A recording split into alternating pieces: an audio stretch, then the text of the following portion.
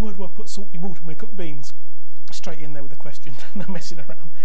But it led to some interesting times since, hasn't it? Yeah, well, it was bizarre because every cookbook, there's so much conflicting advice in cookbooks. Some tell you that salt raises the boiling temperature of water. Some cookbooks tell you it lowers it. It does raise the boiling temperature of water. You chuck a handful of salt in a pound of water and the boiling pot will rise by a minuscule amount, a fraction of 1 degree.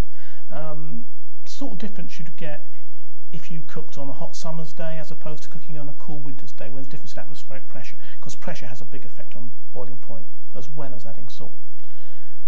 Salt does have an effect on freezing of water drastically. Salt water freezes at a much lower temperature than fresh water, and that leads to the effect that if you put salt on ice, the temperature goes down. So it starts to melt the ice and that extracts heat from the surrounding water, and then the temperature goes down, and you can get temperatures as low as about -12 simply by adding salt to ice. That's how you freeze ice cream sometimes. And the salt in the water definitely doesn't add seasoning, does it? Doesn't add seasoning, the water just drops off the bean.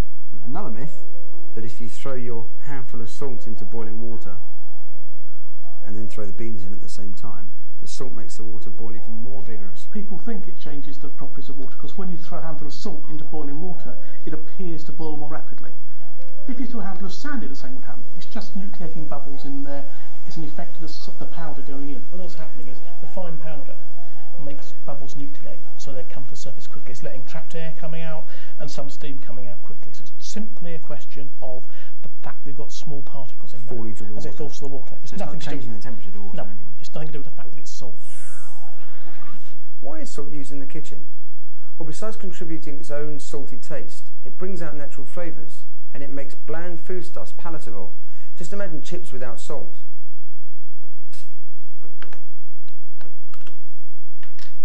Salt also reduces bitterness. Now here I've got some tonic water. The bitterness is supplied by quinine. If I add salt to the water,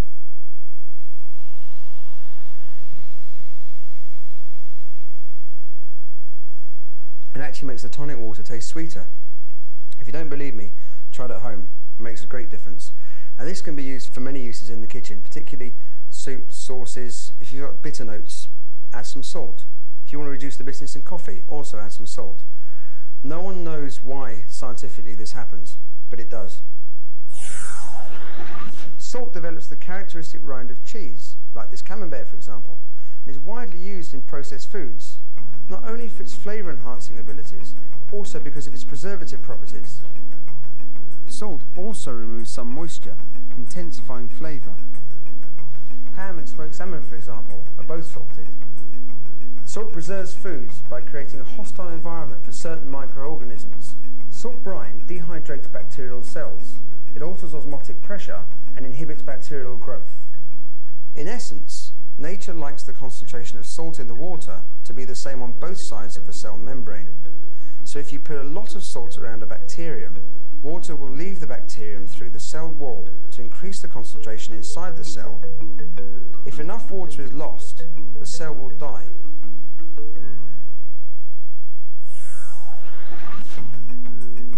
Here are two quick recipes to show how salt preserves fruit. Thinly sliced green apples. Dip in a solution of salt and sugar. Salt is retarding enzyme damage, the primary cause of apples browning. Lay out on silicone paper. Dry in the oven at 70 degrees centigrade until crisp. Salt can also be used to preserve lemons. These are delicious and can be used in many dishes. Slice lemons lengthways.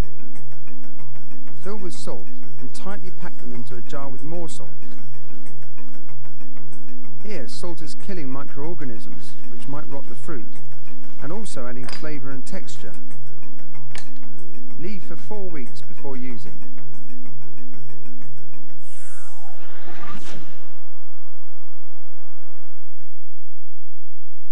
Salt is traditionally used in baking.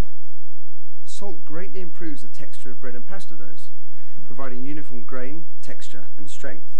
With salt present, the gluten holds more water and carbon dioxide, and this allows the dough to expand without tearing.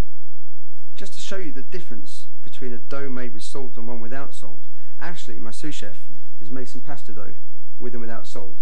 Actually, let's have a look at the difference between the two doughs. Okay, this is the one with no salt, and then this one here is with salt. That's huge. Hopefully you can see the differences. Much more dense, much less elastic. And it makes a big difference to the end result of the pasta. It gives it more bite, and for me that's very important. As we roll the pasta dough thinner and thinner, the difference becomes more obvious. The dough with salt holds together well. The dough without salt is breaking up.